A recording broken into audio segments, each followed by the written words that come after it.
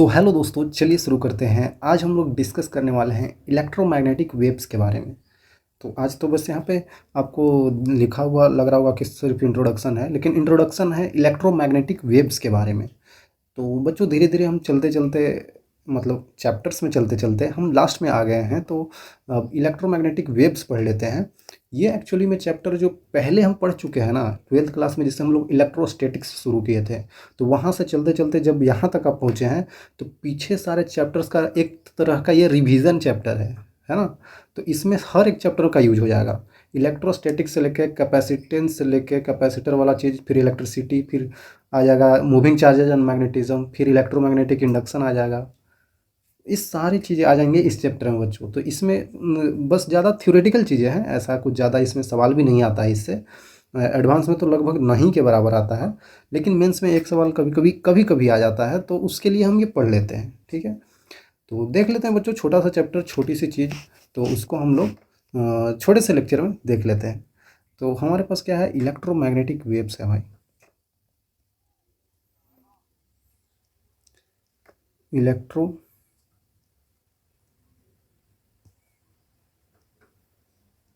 Magnetic. तो बच्चों बिल्कुल सिंपल सी बात है। अभी तक वेव्स तो आपने पढ़ा ही होगा। कभी कभी हम लोग नहीं बताते थे, वेव हम स्ट्रिंग पढ़ लिए हैं हम लोग। जब हम लोग एसएचएम पढ़े थे तो वहाँ पे भी वेव्स देखते थे। तो वेव्स तो आपको समझ में आ रहा होगा कि भाई हमारे पास ये वेव्स क्या चीज़ है। ठीक है, इसके लिए तो कोई दिक्कत नहीं होना चाहिए। लेकिन ये इलेक्ट्रोमैग्नेटिक वेव्स अब क्यों आ गया? तो ये इलेक्ट्रोमैग्नेटिक वेव्स इसलिए आ गया क्योंकि अभी जो हम देखने वाले हैं इसमें इलेक्ट्रोडायनेमिक्स और मैग्नेटिज्म दोनों चीज़ों को मिला कर देखने वाले हैं बच्चों। आ रहा है समझ में? दोनों चीज़ें अगर मिल जाते हैं तो वहाँ पे हमें इलेक्ट्रोमैग्नेटिक वेव्स देखना पड़ता है। ठीक है, तो ओके, कोई दिक्कत नहीं है, हम देख लेते हैं इलेक्ट्रोमैग्नेटिक वेव्स को। जिस तरीके से नाम में लिखा हुआ है उसी तरीके से ये है। तो पहली चीज़, अगर हम पीछे से रिवाइज करते हुए आएँ जल्दी जल्दी से, क्योंकि यहाँ पे एक साइंटिस्ट आए हैं जिन्होंने ये बहुत सारी चीज़ें ट्विस्ट कर दी है, थोड़ी थोड़ी बहुत। जैसे उनका नाम क्या था बच्चों? मैक्सवेल नाम था। तो उन्होंने क्या किया बच्चों की सारी पहले की चीज़ें थी ना, उन सबको एनालाइज करके नए नए चीज़ बताएं। और उन एक्चुअली में नया भी नहीं है, जो पिछले वाली चीज़ है उसी को रिफाइन कर दिया है, उसी को थोड़ा सा मॉडिफाई कर दिया है और उसी चीज़ को इसमें यूज कर दिया है इलेक्ट्रोमैग्नेटिक वेव्स में। कोई दिक्कत नहीं है, हम ये भी चीज़ बताएंगे आगे चल के कि इलेक्ट्रोमैग्नेटिक वेव्स क्या क्या चीज़ें इसका यूजफुल है, क्या हम क्यों हम लोग ये पढ़ रहे हैं, है ना। तो अभी हम लोग इंट्रोडक्शन बस देख लेते हैं, और इसको ज़्यादा आपको लिखना उखना नहीं है क्योंकि ये ऑलरेडी पीछे भी आ चुका है। तो इसका बस रिवीजन चल रहा है, पीछे वाली चीज़ों का यहाँ पे बस रिवीजन चलेगा।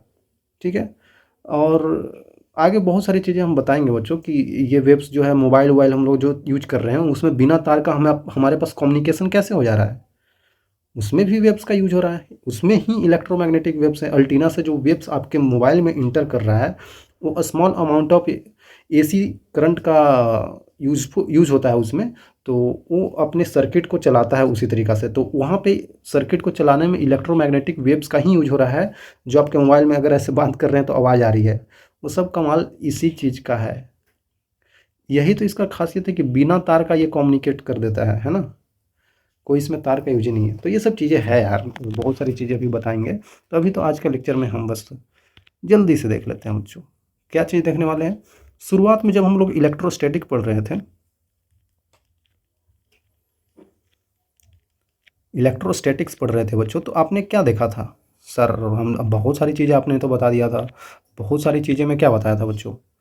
बहुत सारी चीज़ें में एक इम्पॉर्टेंट चीज़ भी बताया था कि जब इसमें इलेक्ट्रोस्टैटिक्स मतलब कि चार्ज रुका हुआ होता था यहाँ पे। तो यहाँ पे अगर कोई भी चार्ज अगर हम लोग ले लेते हैं, अगर ये हमारे पास पॉजिटिव चार्ज है तो ये रुका हुआ है, क्या रहता है? रेस्ट पे रहता है बच्चों, रेस्ट पे रहता है। लेकिन रेस्ट पे रहने के बावजूद भी इससे इलेक्ट्रिक फील्ड लाइन्स तो निकलती रहती है ना, क्योंकि चार्ज है।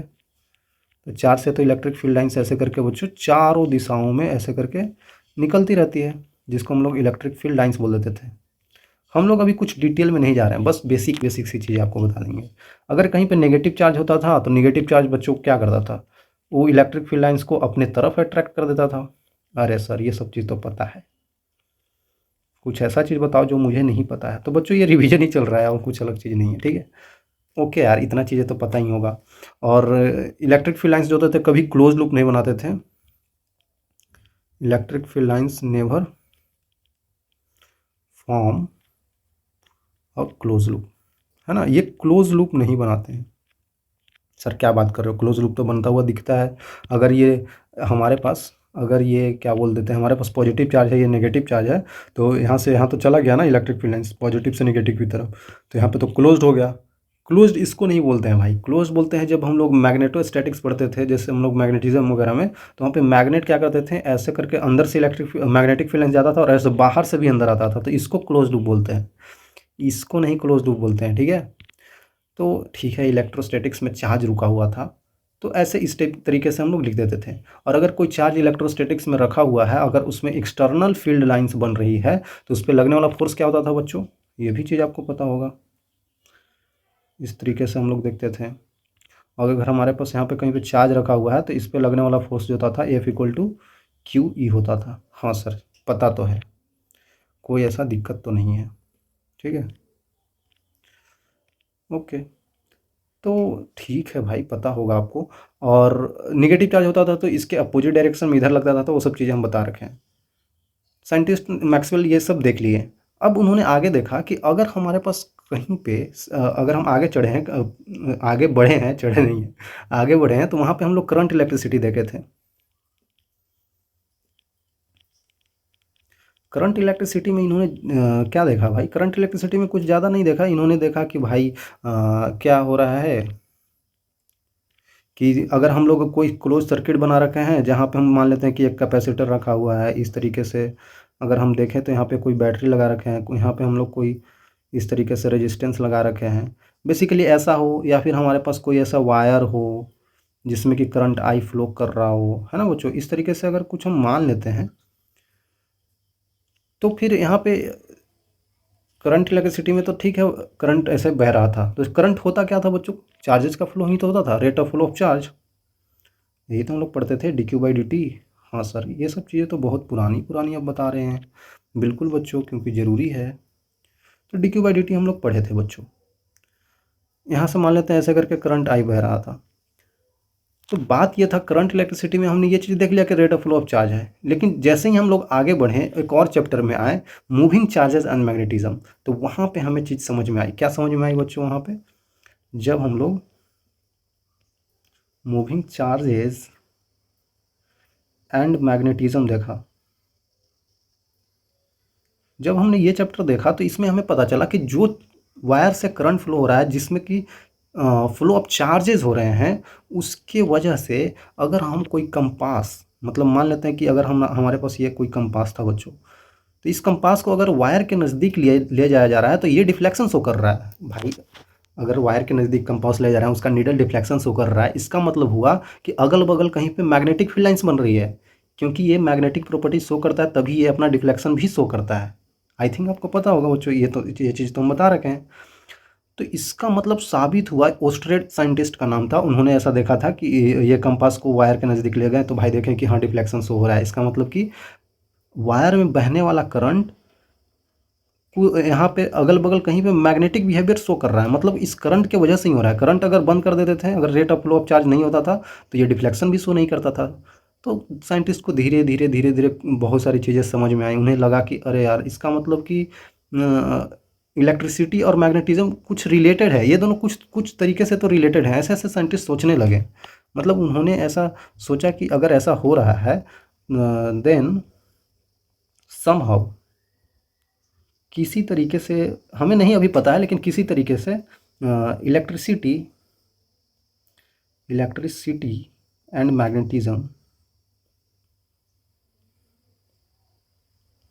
Magnetism are related. मतलब ये दोनों किसी ना किसी तरीके से तो भाई रिलेटेड हैं, क्योंकि ये अगर बिहेवियर शो कर रहा है, ये अपना डिफ्लेक्शन शो कर रहा है, तो वो ऑब्वियसली मैग्नेटिक फील्ड लाइंस की वजह से ही शो कर रहा होगा। फिर आगे चल के हमने पता किया कि हाँ भाई, यहाँ पे क्या होता है, कैसे गोल गोल गोल गोल वायर के चारों तरफ मैग्नेटिक फील्ड लाइंस बनती है ना। अगर वायर में करंट ऊपर की तरफ जा रहा है, तो इस तरीके से मैग्नेटिक फील्ड लाइंस बनती है। तो ये सब चीज़ें धीरे धीरे धीरे धीरे और साबित होता गया, तो हमें पता चलता गया। ठीक है भाई, इतना कुछ ठीक है। तो ये बात बिल्कुल सही था। तो और आगे हम लोग बढ़े, तो हमने फिर इलेक्ट्रोमैग्नेटिक इंडक्शन देखा, है ना। इलेक्ट्रोमैग्नेटिक इंडक्शन, फिर अगला चैप्टर यही तो आ जाता है। सर इतना जल्दी जल्दी आप बता रहे हो? अरे बच्चों, इतना जल्दी इसलिए बता रहा हूँ क्योंकि ये बस ऊपर ऊपर से बताना है इसमें क्योंकि ये सब चैप्टर तो ऑलरेडी हम लोग पढ़ा चुके हैं, वहाँ पे बहुत डिटेल में पढ़ाया गया है।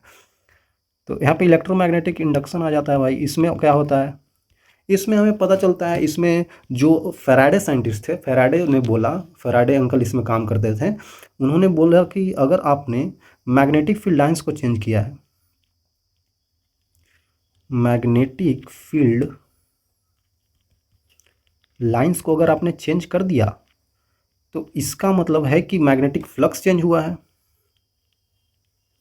मैग्नेटिक फ्लक्स चेंज हुआ है। क्यों चेंज हुआ है? क्योंकि फ्लक्स का फॉर्मूला आपको पता था बच्चों। मैग्नेटिक फ्लक्स क्या होता है? बी डॉट ए होता है। अगर हम मैग्नेटिक फील्ड्स को चेंज कर रहे हैं तो बी का वैल्यू चेंज हो रहा है, इसके कारण मैग्नेटिक फ्लक्स भी तो चेंज होगा, जो कि ये होता है। हाँ सर, ये तो बिल्कुल सिंपल है। अगर मैग्नेटिक फ्लक्स चेंज हो रहा था तो हम बोलते थे कि लूप में ईएमएफ इंड्यूस होगा, ईएमएफ या फिर करंट इंड्यूस हो जाएगा उस लूप में, जो जो हम लोग करंट लूप ले रहे हैं। हाँ सर, इतना सिंपल सिंपल चीज़ बता रहे हैं, ये सबसे तो पता ही है कि भाई ऐसे होता था, तो हमको पता था कि ईएमएफ इंड्यूस करंट इंड्यूस हो जाएगा, सर्किट में हो जाएगा, लूप में कोई दिक्कत नहीं है। और ये होता कैसे था बच्चों? अरे सर, अब ये भी बताओगे? ये तो हमें पता ही है। एक हम लोग लूप ले लेते थे, लूप ले लिए, और एक यहाँ पे मैग्नेट ले लिए। मैग्नेट आपको दे रखा है कि इधर है आपका नॉर्थ पोल, इधर आपका साउथ पोल। तो सिंपल सी बात है, ऐसे यहाँ पे इस तरीके से क्या होते थे, मैग्नेटिक फील्ड लाइंस बनते थे। हाँ सर, इसको अगर अंदर की तरफ इधर धक्का देते थे तो हमें पता चलता था कि इसमें करंट आ जाता था, इसमें ईएमएफ इंड्यूस हो जाता था। हाँ सर, हमें पता है, इस तरीके से कुछ कुछ चीज़ें होता था। तो यहाँ पे जो इंड्यूस्ड ईएमएफ या फिर करंट आया है, वो एकदम से तो नहीं आया होगा भाई।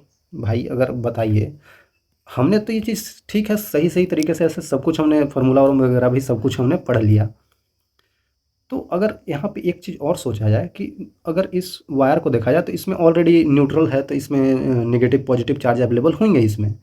अगर यहाँ पे ये आगे पीछे अगर हम इसको मूव कराते थे मैग्नेट को, तो मैग्नेटिक फील्ड लाइंस चेंज होती थी इस लूप से गुजरने वाली, उसके कारण फ्लक्स चेंज होता था, उसके कारण करंट आता था। लेकिन समझिए एक बात को कि अगर यहाँ पे इस तरीके से हम देखें, अगर इसमें ऑलरेडी चार्जेज पहले से ही मौजूद हैं, तो क्या मैग्नेटिक फील्ड लाइन चेंज होने से चार्ज चलते हैं? क्योंकि करंट या ईएमएफ इंड्यूस आएगा तो इसका मतलब चार्ज का मूवमेंट हुआ है भाई। अगर करंट आ रहा है तो चार्ज का मूवमेंट हुआ होगा ना, यही इसीलिए तो हम लोग पढ़े हैं कि जो करंट है वो dq/dt है। ये चीज़ तो आपने पढ़ा है। और ऐसा इसलिए पढ़ा है क्योंकि जब चार्ज का मूवमेंट होगा समय के साथ, rate of flow of charge कहीं पे चेंज होगा, तब हमें पता चलेगा करंट आया है। तो क्या मैग्नेटिक फील्ड लाइंस उस चार्जेस को चला रही है? ऐसा कभी होता है क्या? अगर आपने पढ़ा हो मैग्नेटिज्म, तो आपको पता होगा जो फोर्स होता है मैग्नेटिक फील्ड, वो होता है Q इंटू भी क्रॉस बी होता है। ये वेलोसिटी होता है, वेलोसिटी होता है बच्चों। तो अगर हम देखें तो चार्ज का वेलोसिटी नहीं हो रहा हो, क्योंकि शुरू में तो इसमें चार्ज रुके हुए हैं, जो भी इस वायर में चार्ज होंगे तो रुके हुए हैं। तो अगर चार्ज का मूवमेंट ही नहीं होगा तो मैग्नेटिक फोर्स काम नहीं करेगा, तो चार्ज चलेगा नहीं। बात तो यही है ना। तो इसका मतलब अगर इफ़ वेलोसिटी नहीं है चार्ज के पास, तो इस पर मैग्नेटिक फोर्स लगने वाला जीरो ही हो जाएगा। इनके अंदर जो भी चार्ज होंगे उन पे लगने वाला मैग्नेटिक फोर्स तो जीरो है। अरे यार, फिर ये चार्ज चल कैसे रहे हैं, फिर इसमें करंट आ कैसे रहा है? क्योंकि यहाँ पे हम एक चीज़ वहाँ पे छोड़ देते थे जब हम बताते थे कि जब भी मैग्नेटिक फील्ड लाइंस जो है ना बच्चों, अगर ये चेंज हो रही है, अगर मैग्नेटिक फील्ड लाइंस चेंज हो रही है, तो इसके कारण एक बहुत इंपॉर्टेंट सा चीज़ होता है। वो क्या होता है कि इलेक्ट्रिक फील्ड इंड्यूस हो जाते हैं। इलेक्ट्रिक फील्ड लाइंस इंड्यूस हो जाते हैं। ये बात आपको समझना पड़ेगा। मतलब कि अगर आप कहीं पे मैग्नेटिक फील्ड लाइंस को चेंज कर रहे हैं, rate of magnetic field lines को चेंज कर रहे हैं किसी रेट से समय के साथ, तो वहाँ पे इलेक्ट्रिक फील्ड भी इंड्यूस्ड हो जाता है। इलेक्ट्रिक फील्ड लाइंस यहाँ पे इंड्यूस्ड हो जाएंगे, और इलेक्ट्रिक फील्ड लाइंस अगर इंड्यूस्ड हो गए कहीं पे, तो चार्ज को चलाने के लिए, if charge is at rest, अगर चार्ज हमारे पास रेस्ट पे है तो अगर उसको चलाना है तो लगने वाला force F equal to q ही तो लगा सकते हैं। अगर हमारे पास मैग्नेटिक फील्ड लाइन आ गई, वो कैसे आ गई? क्योंकि सॉरी, अगर इलेक्ट्रिक फील्ड लाइन्स आ गई, वो कैसे आ गई? मैग्नेटिक फील्ड लाइन्स के चेंज होने की वजह से। मतलब बात ये है बच्चों कि यहाँ पे इंड्यूस्ड करंट, इंड्यूस्ड ईएमएफ तब आ रहा है जब यहाँ पे इंड्यूस्ड इलेक्ट्रिक फील्ड आ रहा है। मतलब कि यहाँ से यहाँ जा रहा है चीज़ें, इसके बाद इधर आ रही है। ओके, तो ये बात बहुत इंपॉर्टेंट है कि हम लोग मैग्नेटिक फील्ड लाइंस को चेंज करके हम लोग इलेक्ट्रिक फील्ड इंड्यूस्ड करा सकते हैं। अच्छा, ये बात पता चली थी, हाँ यही बात पता चली थी। तो इसके बाद पता चल गया कि फोर्स लगेगा क्यूई, तो इसका मतलब यहाँ पे चार्ज पे फोर्स लग रहा है तो चार्ज चलने लगेंगे। अगर चार्ज चलने लगे तो इंड्यूस्ड करंट आ जाएगा। ओके, उसके बाद उस पर मैग्नेटिक फोर्स भी लगने लगेगा क्योंकि वहाँ पे वेलोसिटी कुछ ना कुछ आ जाएगा क्योंकि चार्ज चलने लगे। तो चार्ज चलने लगता है तब यहाँ पे मैग्नेटिक फोर्स एक्टिवेट होता है। अगर शुरू में अगर चलाना है चार्ज को तो भाई वहाँ पे इलेक्ट्रिक फील्ड लाइंस को आना ज़रूरी है, और वो भी एक्सटर्नल। ऐसे तो चार्ज जो है चार्ज के पास तो होता ही है, हमने तो यही बताया ना, चार्ज के पास तो इलेक्ट्रिक फील्ड लाइंस ऑलरेडी होते हैं। लेकिन ऐसे होने से मतलब नहीं, खुद के इलेक्ट्रिक फील्ड लाइन से वो फोर्स नहीं लगा सकते हैं, वो बाहरी लगाना पड़ेगा। बाहरी बाहरी कैसे आएगा? वो मैग्नेटिक फील्ड लाइंस को चेंज करके। ये बहुत इंपॉर्टेंट सा पॉइंट आपको समझ में आना चाहिए बच्चों, है ना। तो यही उन्होंने बताया। ये तो यहाँ पे फैराडे अंकल थे, तो फैराडे अंकल ने इन चीज़ों को बताया था। तो फैराडे का लॉ देख रहे थे, मैक्सवेल देख रहे थे फैराडे के लॉ को कि भाई इन्होंने क्या क्या बताया है, चलिए एक बार चेक करते हैं। तो फैराडे चेक कर रहे थे तो उन्हें पता चला कि मैक्सवेल चेक कर रहे थे तो फैराडे ने क्या बोला था? फैराडे ने ये बोला था, ये फैराडे ही बोले थे यहाँ पे कि अगर तुम कहीं पे मैग्नेटिक फील्ड लाइंस, ऐसे लिख देता हूँ, मैग्नेटिक फील्ड लाइंस को चेंजिंग कर रहे हो तो उसके कारण इलेक्ट्रिक फील्ड लाइंस इंड्यूस्ड हो जाएंगे। ठीक है, ये बहुत इंपॉर्टेंट सा चीज़ उन्होंने हमें बता दिया था। ठीक है, इंड्यूस्ड हो जाएंगे। मतलब बात ये है बच्चों कि हम मैग्नेटिक फील्ड लाइंस करके इलेक्ट्रिक फील्ड लाइंस इंड्यूस करा सकते हैं।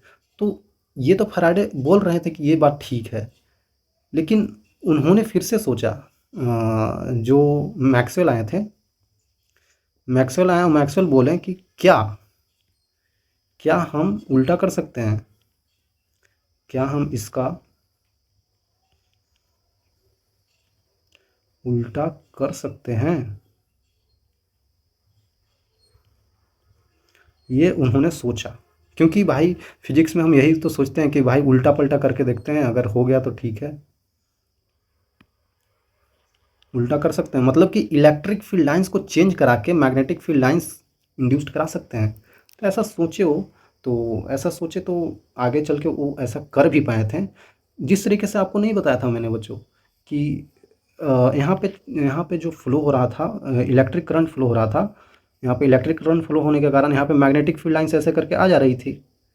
ठीक है, तो हम आगे इलेक्ट्रोमैग्नेटिक इंडक्शन में यही तो किए कि मैग्नेटिक फील्ड लाइंस को चेंज करके इस वायर में इलेक्ट्रिक करंट ला दिए।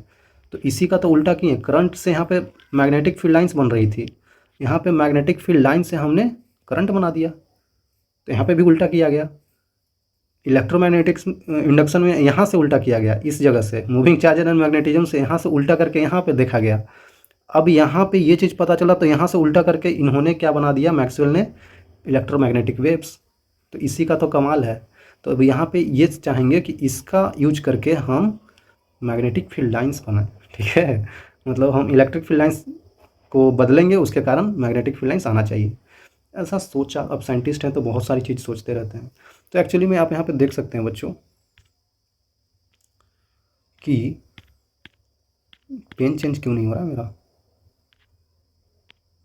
ओके, तो मैं ये बोल रहा था बच्चों कि हमारे पास यहाँ पे जो दे रखे हैं कि व्हाट इज़ इलेक्ट्रोमैग्नेटिक वेव, मतलब एक ऐसे ही मैंने काट के ले आया है कि व्हाट इज़ इलेक्ट्रोमैग्नेटिक वेव। तो यहाँ पे एक डेफिनेशन टाइप दिया गया है कि electromagnetic wave fundamental concept of physics representing the propagation of electric field and magnetic field in the space. ये बताएंगे बच्चों, जो आप देख सकते हैं यहाँ पे 3D स्पेस में इलेक्ट्रोमैग्नेटिक वेव्स ट्रैवल करते हैं। जैसे कि हमारे सन से जो सनलाइट आ रही है वो इलेक्ट्रोमैग्नेटिक वेव्स के फॉर्म में ही आ रही है। वो क्या है, इलेक्ट्रिक फील्ड जो ऐसे करके चल रही है और मैग्नेटिक फील्ड इसके परपेंडिकुलर चल रही है, इन दोनों का रिजल्टेंट वेव जो होता है वही डायरेक्शन ऑफ इलेक्ट्रोमैग्नेटिक वेव होता है। मतलब इलेक्ट्रिक फील्ड और मैग्नेटिक फील्ड दोनों वेव्स का रिजल्टेंट वेव जो आता है हमारे पास वही होती है डायरेक्शन ऑफ इलेक्ट्रोमैग्नेटिक वेव, और वही हमारे पास आ रही है बच्चों, और वो भी स्पीड ऑफ लाइट से। ये भी मैक्सवेल नहीं पता किया था कि भाई जो इलेक्ट्रोमैग्नेटिक वेव्स होती है उनका स्पीड ऑफ लाइट के बराबर होता है। मतलब स्पीड ऑफ लाइट के जैसा ट्रेवल ही करते हैं ये लोग भी, इलेक्ट्रोमैग्नेटिक वेव भी, ठीक है। और इसके ट्रेवल में अगर सनलाइट ऊपर से आ रही है तो कहीं कहीं पे तो भाई स्पेस में हवा भी नहीं है ना, कहीं कहीं पे तो कुछ है भी नहीं, फिर भी वो स्पेस में ट्रेवल कर रहा है इलेक्ट्रोमैग्नेटिक वेव। मतलब इलेक्ट्रोमैग्नेटिक वेव को ट्रेवल करने के लिए मीडियम की भी ज़रूरत नहीं होती है। जैसे पानी में अगर वेव बन रहा है तो वेव के पार्टिकल्स तो यूज हो रही है ना, पानी के पार्टिकल्स तो यूज हो रही है ना। रस्सी में अगर वेव बना रहे हैं तो रस्सी में तो रस्सी के पार्टिकल्स यूज हो रहे हैं ना, लेकिन इलेक्ट्रोमैग्नेटिक वेव में हवा के भी पार्टिकल नहीं यूज हो रहे हैं, ये बिना हवा का भी चलेगा। ये खासियत थी, आ रही समझ में? तो यहाँ पे देख सकते हैं which travel with the speed of light exhibits in the nature carrying both electric and magnetic components perpendicular to each other. ये सब चीज़ डिस्कस होगा, सब कुछ समझ में आ जाएगा, इंट्रोडक्शन दे रहा हूँ मैं बस आज। और आगे बोला जा रहा है कि इलेक्ट्रोमैग्नेटिक वेव्स इन कंपास क्या बोल रहा है ब्रॉड स्पेक्ट्रम, अच्छा अच्छा ये सब चीज़ आगे आएगा बच्चों। दे और इनका यूज क्या होता है, क्रूशियल रोल प्ले करते हैं कम्युनिकेशन में, टेक्नोलॉजी में, साइंटिफिक एक्सप्लोरेशन में। Understanding the electromagnetic wave is fundamental like the optics telecommunication. बहुत सारी चीज़ें यूज हो रही है बच्चों आज, जो आप जितना टेक्नोलॉजी में ये वो कर पा रहे हैं ना इलेक्ट्रोमैग्नेटिक वेव से, क्योंकि कोई भी चीज़ कनेक्टेड नहीं है, कोई भी तार से यहाँ पे कनेक्टेड नहीं है। हमारा मोबाइल, हमारा ये टैब, हमारा ये लैपटॉप कुछ भी नहीं कनेक्टेड है वायर से, लेकिन फिर भी काम कर रही हैं। कमाल है इलेक्ट्रोमैग्नेटिक वेव्स का, ठीक है।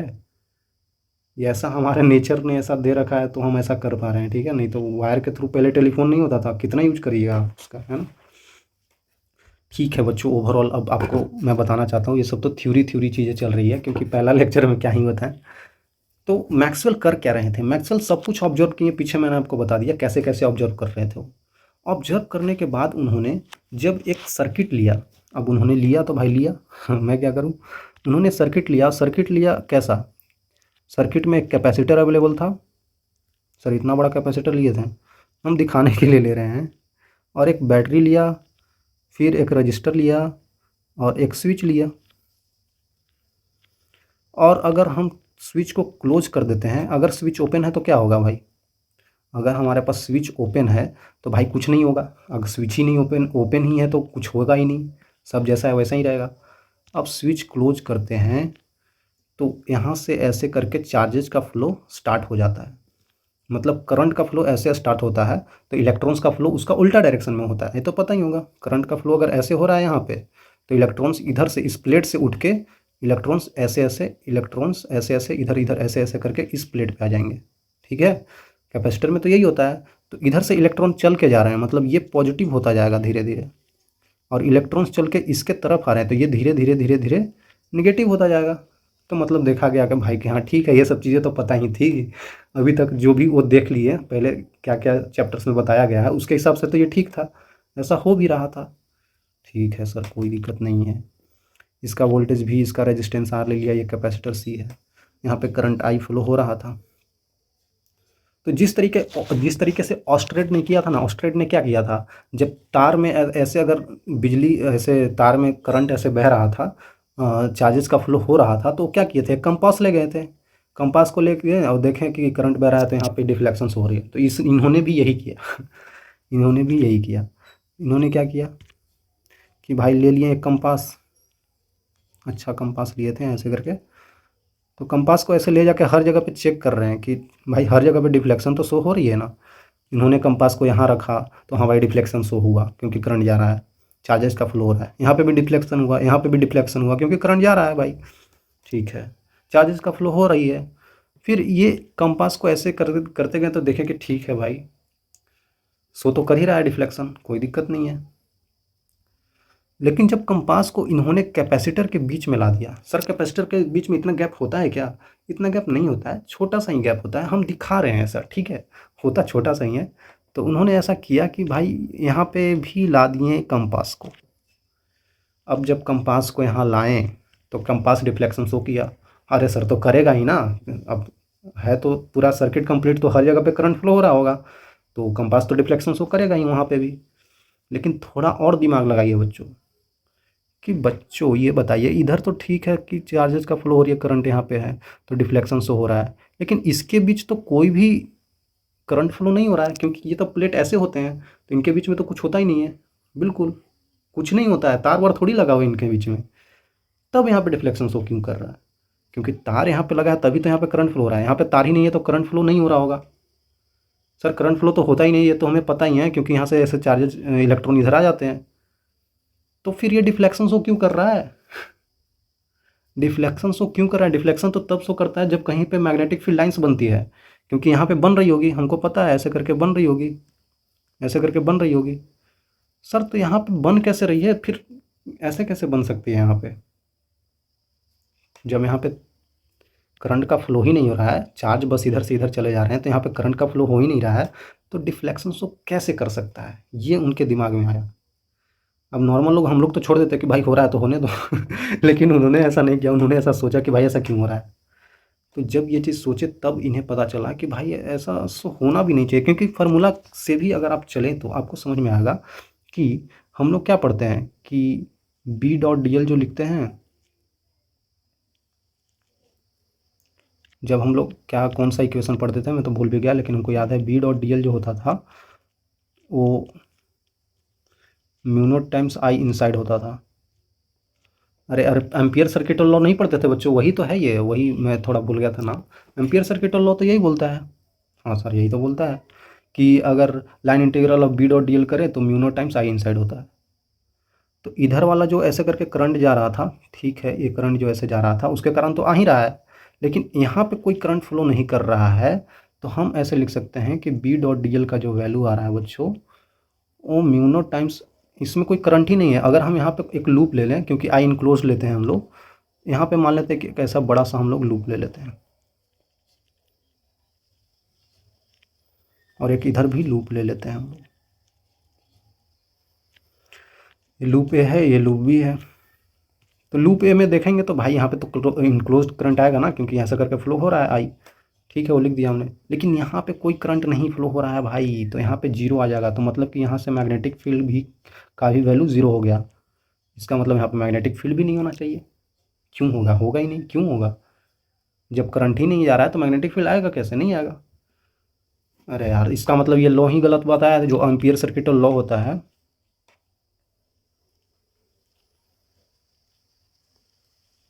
एम्पियर सर्किट लॉ जो होता है, मतलब ये गलत है? गलत नहीं है, थोड़ा इनकम्प्लीट है। उन्हें लगा कि भाई फिर तो ये बताना चाहिए ना, ये लॉ है तो भाई बिल्कुल सही बताना चाहिए, यहाँ पे तो बता ही नहीं रहा है।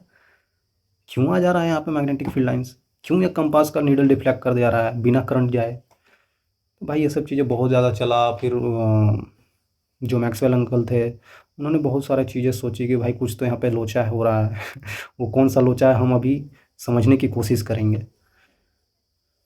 तो बात ये है बच्चों, तो बात ये है कि यहाँ पे बहने वाला कोई ना कोई तो करंट होगा, तभी यहाँ पे डिफ्लेक्शन हो रहा है। उन्होंने ऐसा सोचा कोई ना कोई तो करंट होगा, तो उन्होंने उस करंट को मान लिया कि वो करंट आई डी है। ये बता रहा हूँ ये क्या है। ये करंट को आई डी ही क्यों माना वो मैं बताता हूँ। क्योंकि जब यहाँ पे पॉजिटिव प्लेट, यहाँ पे पॉजिटिव चार्ज आ गए बहुत सारे, इस प्लेट पे बहुत सारे नेगेटिव चार्ज आ गए, तो आपको मैं नीचे ले जाकर दिखाता हूँ। अगर ये प्लेट ऐसे थे, अगर ये प्लेट ऐसे थे, तो इस प्लेट पे देखा जाए तो बहुत सारा पॉजिटिव चार्जेज आ गए थे बच्चों, और इस प्लेट पे बहुत सारा नेगेटिव चार्जेज आ गए थे। तो जब पॉजिटिव नेगेटिव बना तो भाई ऑब्वियसली इलेक्ट्रिक फील्ड लाइंस तो ऐसे बन जाएंगी। हाँ सर, पॉजिटिव से नेगेटिव इलेक्ट्रिक फील्ड लाइंस तो बन ही सकती है ना, इसमें क्या दिक्कत है? तो यहाँ पे वही बहुत सारी इलेक्ट्रिक फील्ड लाइंस बन गई बच्चों ऐसे करके। तो यहाँ पे इलेक्ट्रिक फील्ड लाइंस बनने लगी, और ये इलेक्ट्रिक फील्ड लाइंस बनी तब इन्होंने इस यहाँ पे माना जो करंट, वो आईडी माना। इस करंट को बोला उन्होंने कि ये डिस्प्लेसमेंट करंट हो सकता है। अब ये कैसे माना वो हम अभी पूरा करके दिखाएंगे, ठीक है। अब यहाँ पे ये भी बात है कि यहाँ पे पॉजिटिव चार्ज एक ही बार में तो नहीं बन गया होगा, भाई अगर यहाँ से अगर ऐसे करके यहाँ से इलेक्ट्रॉन्स निकल रहे हैं तो ऑब्वियसली धीरे धीरे निकल रहे होंगे समय के साथ।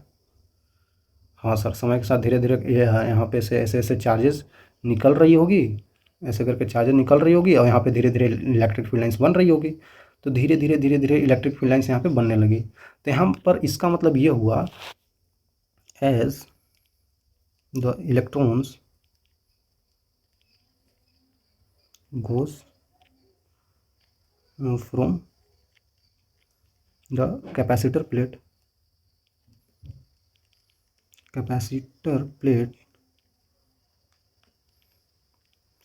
to other plate, then with time electric field lines will generated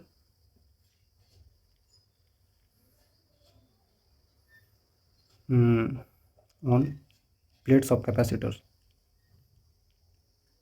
ये बात आपको समझ में आ रही है? तो प्लेट्स ऑफ कैपेसिटर पे यहाँ पे इलेक्ट्रिक फील्ड लाइन्स बनना शुरू हो गई होंगी, जो कि समय के साथ धीरे धीरे बढ़ रही होंगी, है ना, समय के साथ धीरे धीरे बढ़ रही होगी, मतलब चेंजिंग इलेक्ट्रिक फील्ड लाइन्स आ जाएंगी। इसका मतलब समझ रहे हैं? चेंजिंग इलेक्ट्रिक फील्ड लाइन्स आ जाएंगी। जब इलेक्ट्रिक फील्ड लाइन्स चेंजिंग हो गई तो इसका मतलब चेंजिंग इलेक्ट्रिक फील्ड लाइन्स कोई ना कोई करंट को बढ़ा रहा होगा, वो आईडी होगा, डिस्प्लेसमेंट करंट। और डिस्प्लेसमेंट करंट अगर बह रहा है तो वहाँ पे मैग्नेटिक फील्ड लाइन्स आएंगी, इंड्यूस हो जाएंगी। अब आपको कुछ कुछ समझ में आ रहा है बच्चों कि भाई ये बिल्कुल उल्टा नहीं होगा। चेंजिंग इलेक्ट्रिक फील्ड लाइन से हमने मैग्नेटिक फील्ड लाइन से इंड्यूस करा दी। और यही तो पीछे बोल रहा था मैं कि यही तो चाह रहे थे मैक्सवेल, क्या चाह रहे थे, क्या हम इसका उल्टा कर सकते हैं? इसका मतलब मैग्नेटिक फील्ड लाइन्स चेंज करने से तो ये हो रहा था, क्या इलेक्ट्रिक फील्ड लाइन्स चेंज करने से मैग्नेटिक फील्ड लाइन्स बन सकती है? तो यही तो इलेक्ट्रिक फील्ड लाइन्स चेंज करके करंट इंड्यूस करा दिया आईडी, और उसके कारण यहाँ पे मैग्नेटिक फील्ड लाइन्स इंड्यूस हो गई। तभी तो मैग्नेटिक फील्ड लाइन्स के कारण यहाँ पे जो क्या बोलते हैं, जो नीडल रखा हुआ था कंपास का, वो डिफ्लेक्ट हो रहा था। हो तो इसी के कारण रहा था, लेकिन ये जनरेट कैसे हो रहा है? चेंजिंग इलेक्ट्रिक फील्ड्स के कारण, चेंजिंग इलेक्ट्रिक फील्ड लाइन्स के कारण। समझ में आया दिमाग में? बात ये थी। ओके, लेकिन सर यहाँ पे कोई करंट तो नहीं जा रहा है ना? अभी भी करंट नहीं जा रहा बच्चों। ये आईडी एक डिस्प्लेसमेंट करंट का नाम है, ठीक है ना, डिस्प्लेसमेंट करंट का नाम है। इसको डिस्प्लेसमेंट करंट बोलिए या फिर वर्चुअल करंट बोल दीजिए, जो बस माना गया है, जो बस माना गया है, एक्चुअल में ये है नहीं। हम जब एनएलएम पढ़ते थे, न्यूटन्स लॉज ऑफ मोशन, तो वहाँ पे देखते थे कि एक स्यूडो फोर्स लगा देते थे।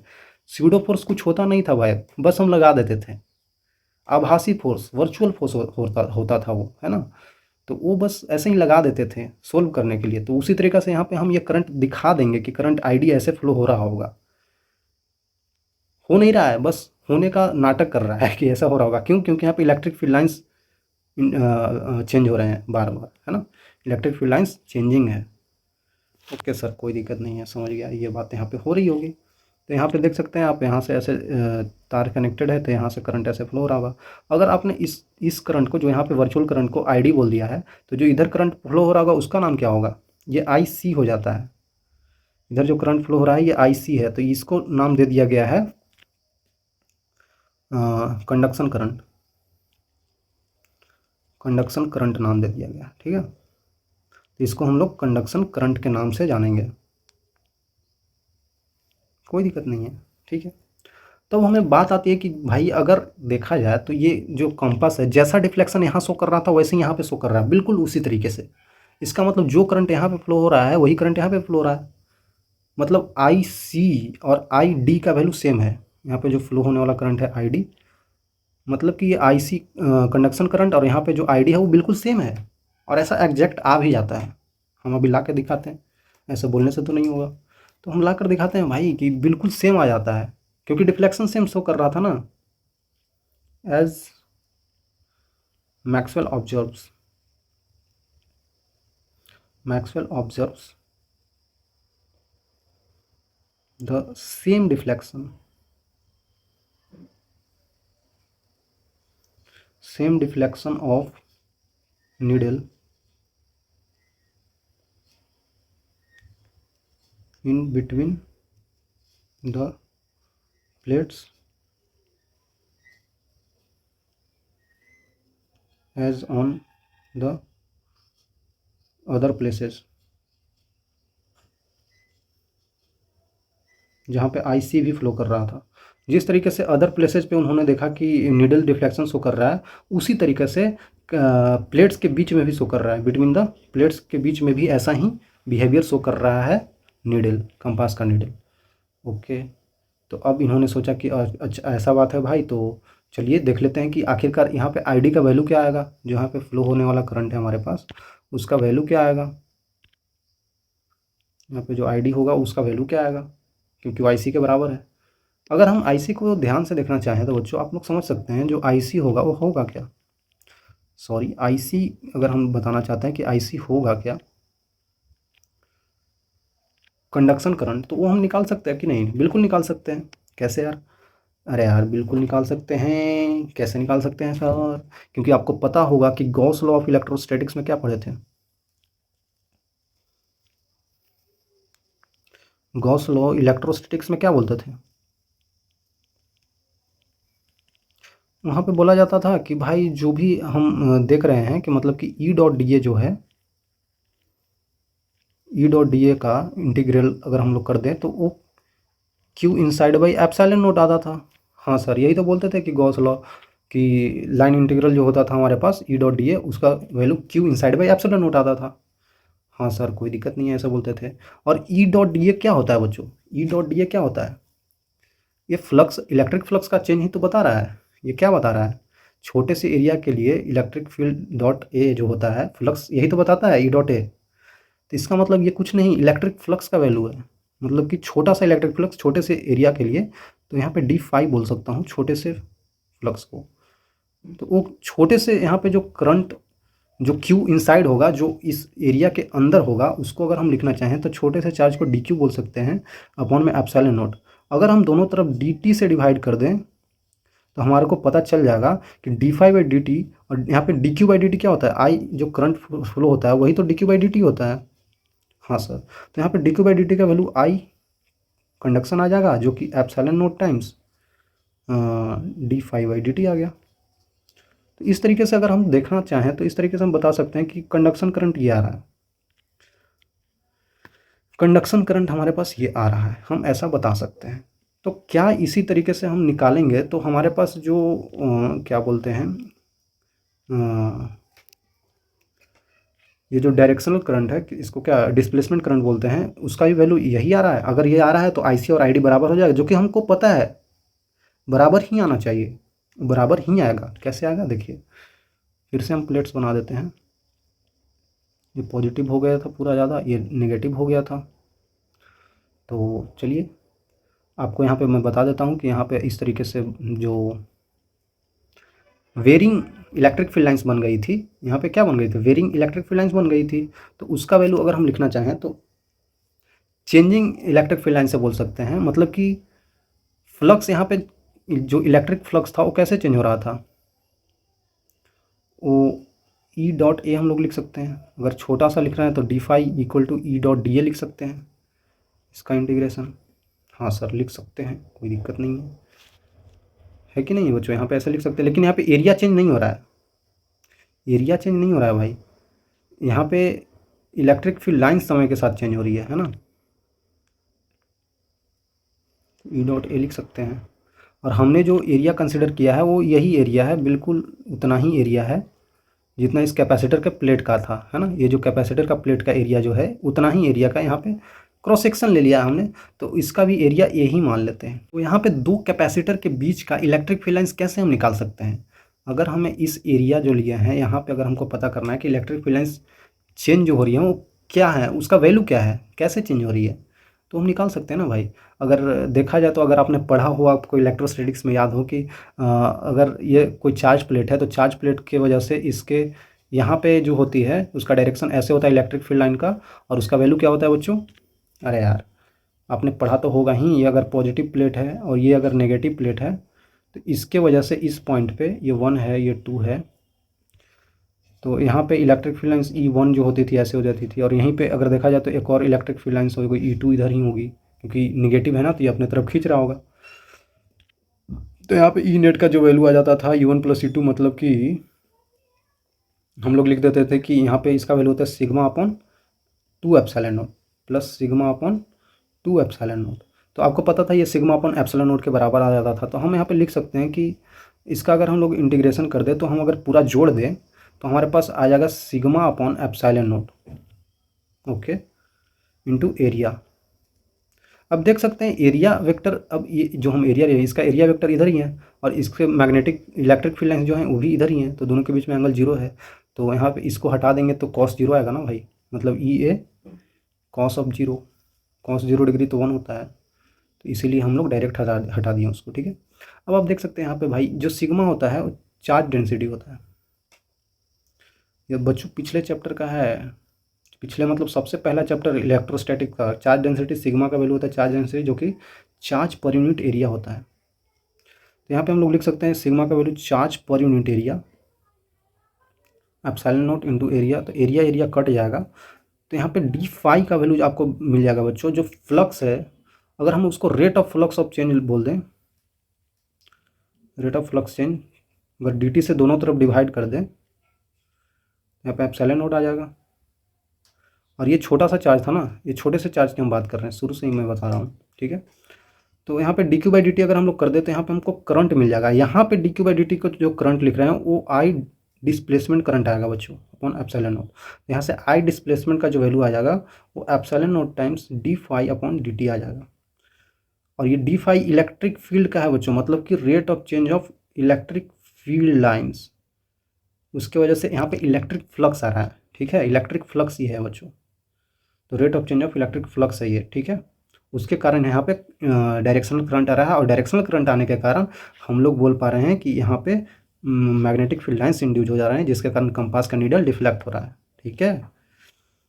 ठीक है, तो यहाँ पे ID ये आ गया, और IC पहले से ही ये था, कन्वेंशनल करंट और कंडक्शन करंट, और यहाँ पे डिस्प्लेसमेंट करंट दोनों का वैल्यू सेम आ गया। इसका मतलब IC और ID का वैल्यू सेम हो गया, इसीलिए तो सेम डिफ्लेक्शन हर जगह पे दे रहा था। तो हम डायरेक्टली भी बता सकते हैं कि अभी तक जो आप पढ़ रहे थे कि भाई ये लॉ गलत आंसर दे रहा था एम्पियर सर्किट और लॉ जो था ये गलत आंसर दे रहा था। गलत इसलिए दे रहा था बच्चों क्योंकि यहाँ पे हम गए थे तो देखें कि करंट फ्लो हो ही नहीं रहा था, फिर तो करंट का वैल्यू 0 हो जाएगा, तो मैग्नेटिक फील्ड लाइन्स नहीं होना चाहिए, लेकिन मैग्नेटिक फील्ड लाइन्स हो रही थी। तो इसको थोड़ा मॉडिफाई कर दिया, एम्पियर लॉ को थोड़ा मॉडिफाई कर दिया, modified ampere law,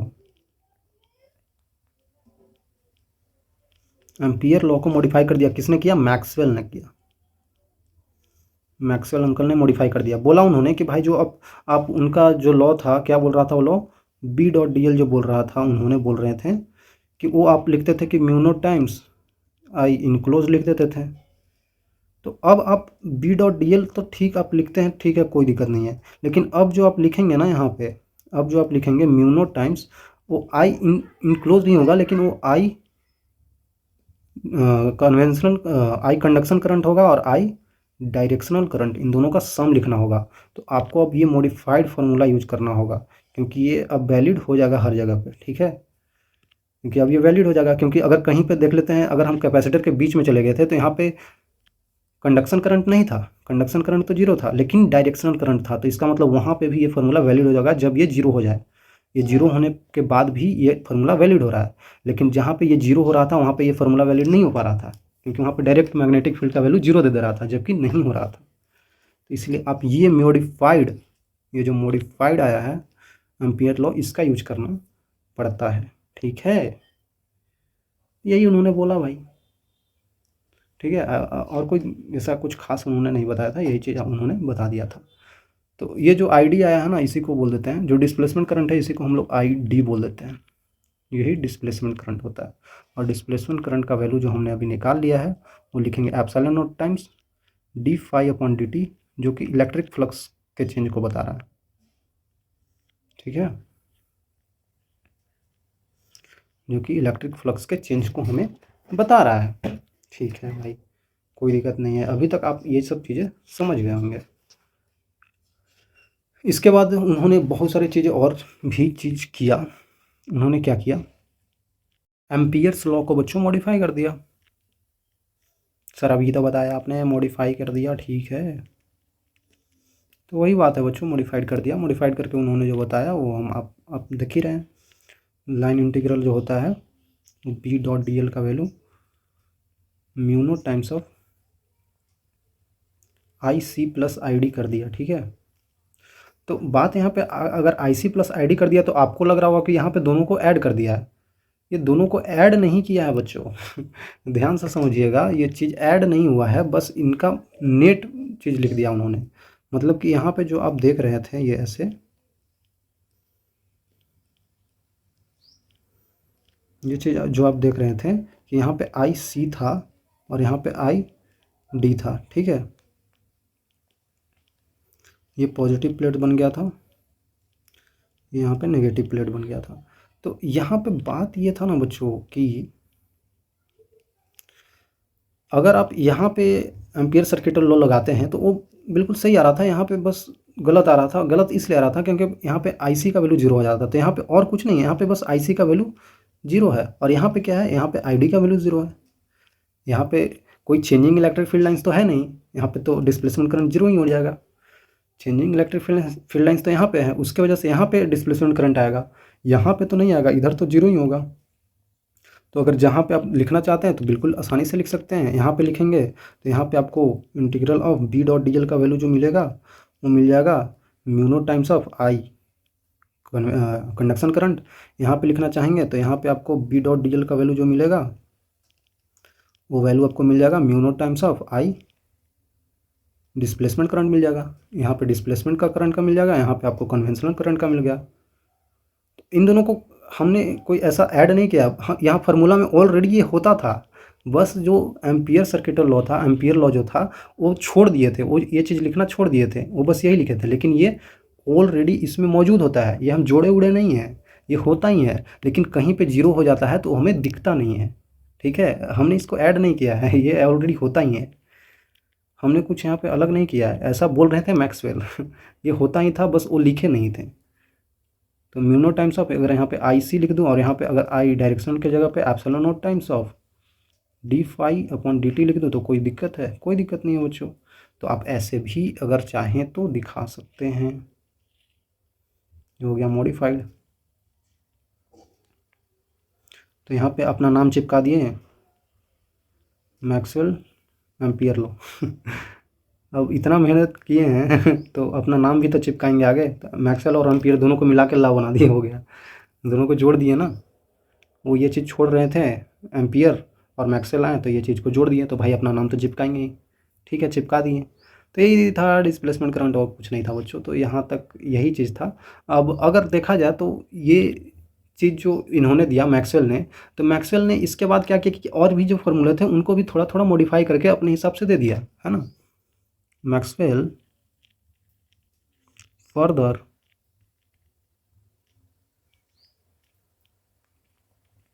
modified some of electromagnetism formulas। तो उन सब चीज़ को मॉडिफाई किया, और भी चीज़, और भी फार्मूले का यूज किया, बिल्कुल शुरू से इलेक्ट्रोस्टैटिक से लेके बिल्कुल मैग्नेटोस्टैटिक्स तक, तो बिल्कुल सारे चीज़ों को एकदम देखा उन्होंने और सारे चीज़ को 4 फार्मूलों में बता दिया। He give 4 important formulas using the previous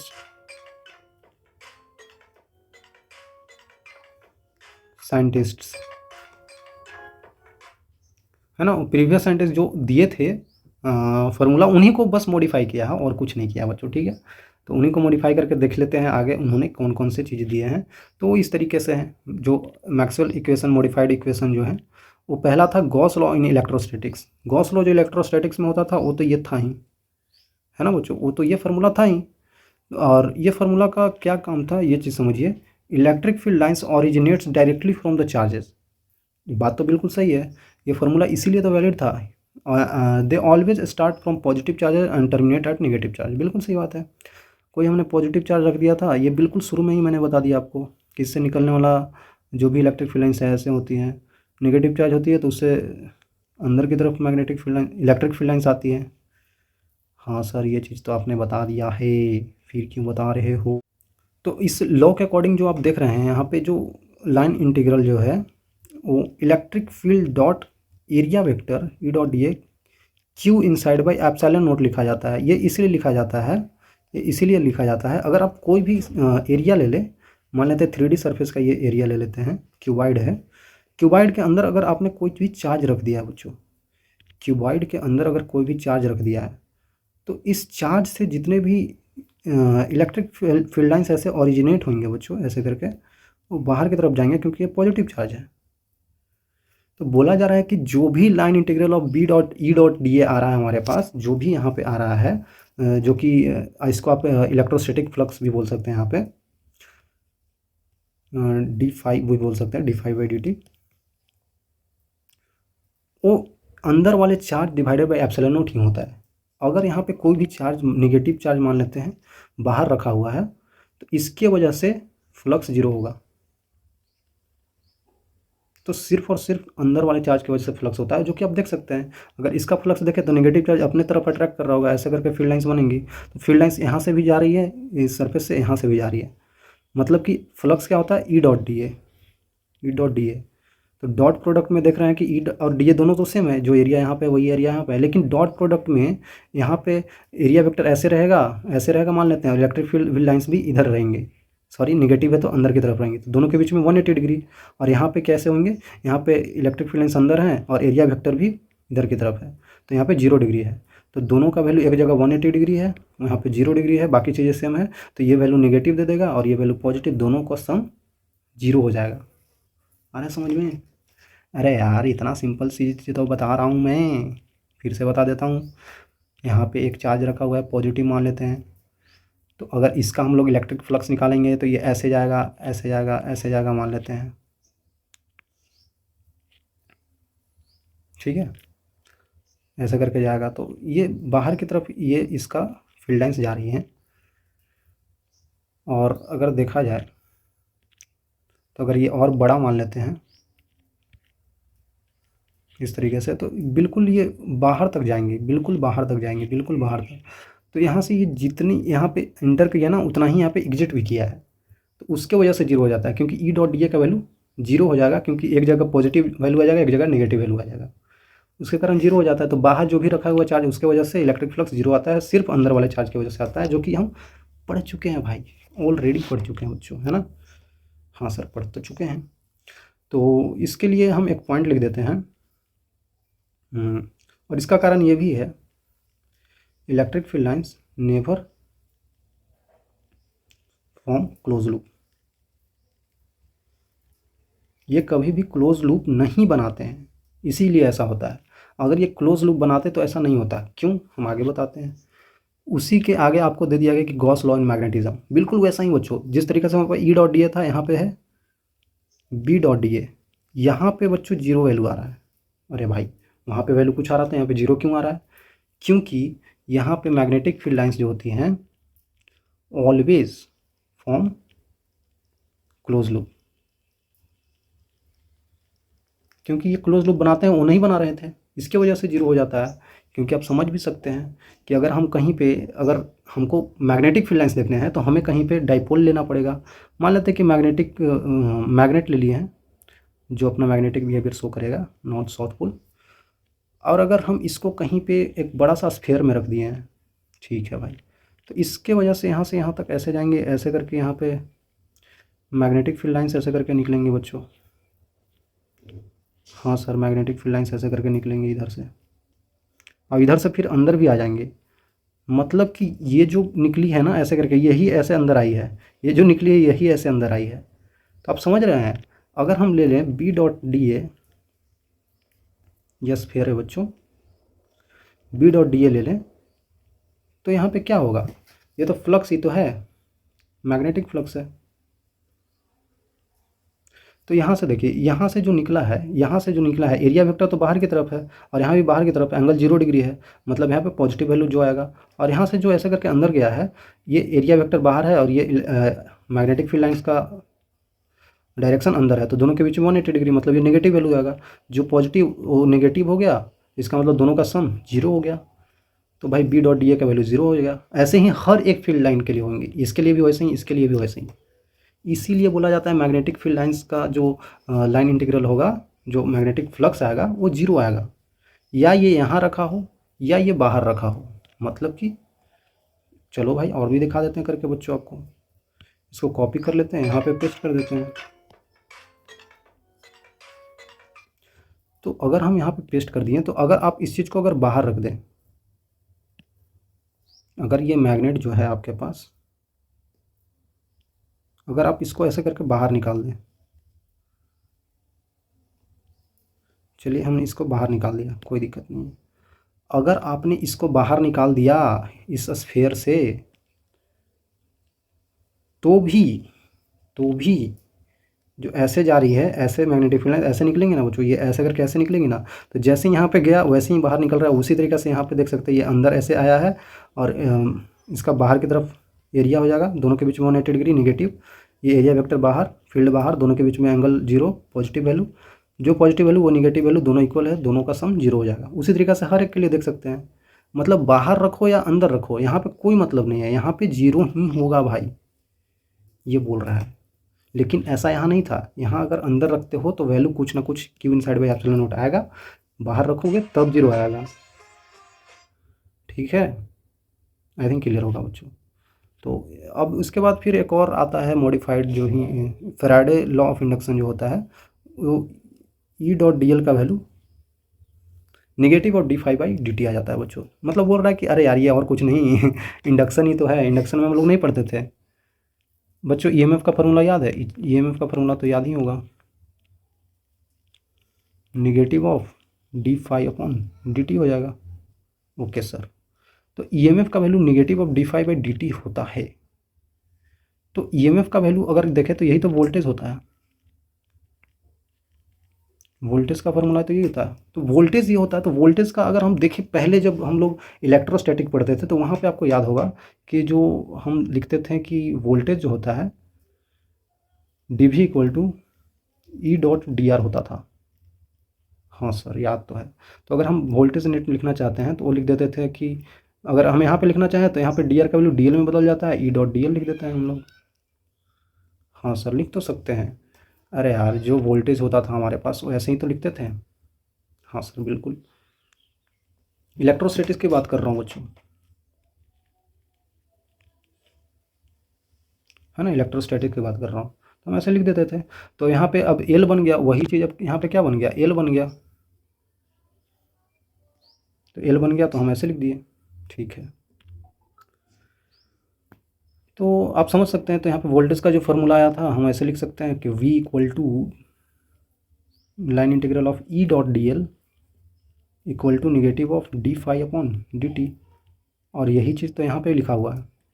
अरे सर बिल्कुल सेम लिखा हुआ है। हाँ, तो यही बोला जा रहा है कि चेंजिंग मैग्नेटिक फ्लक्स जो होता है, magnetic field over the area over time induces an electric field. यही तो बोल रहा हूँ कि चेंजिंग मैग्नेटिक फील्ड की वजह से इलेक्ट्रिक फील्ड तो आ ही रहा है। ठीक है, वही बोल रहा है यहाँ पे, therefore drive electric current in a close loop. बिल्कुल। और इसके आगे जो हम देखने वाले हैं, ये क्या करते हैं, मैक्सवेल इसका उल्टा कर देते हैं। मतलब कि अगर चेंजिंग इलेक्ट्रिक फील्ड है उसकी वजह से फ्लक्स आ जाता है, उसकी वजह से मैग्नेटिक फील्ड आ जाता है। Upgraded state the magnetic field can be created exactly in two ways, standard electrical current flowing through the physical wire. ठीक है, और अगर हम इलेक्ट्रिक फील्ड लाइंस को चेंज करते हैं, फ्लक्स ओवर टाइम, वही चीज़ बोल रहा है। तो इसका फॉर्मूला जो बी डॉट डी एल आएगा वो आप ऐसे लिख सकते हैं, जो कि मैं पहले ही बता चुका हूँ, mu naught times of I C plus I D, मतलब कि epsilon naught times of d phi upon d t लिख सकता हूँ, जो कि इलेक्ट्रोस्टैटिक का है। मतलब ये कुछ नहीं किए, बस इलेक्ट्रोस्टैटिक और मैग्नेटिज्म को पूरा फेंट दिए, पूरा एकदम मिला दिए हैं, है ना बच्चों। यही था, यहीं तक था, और कुछ ज़्यादा है नहीं इसमें। तो ये चार जो फॉर्मूले हैं ये आप ध्यान रखिएगा, जो कि बिल्कुल ईजी तरीके से आप देख सकते हैं। फिर से अगर लिखना चाहते हो तो मैं लिख देता हूँ भाई,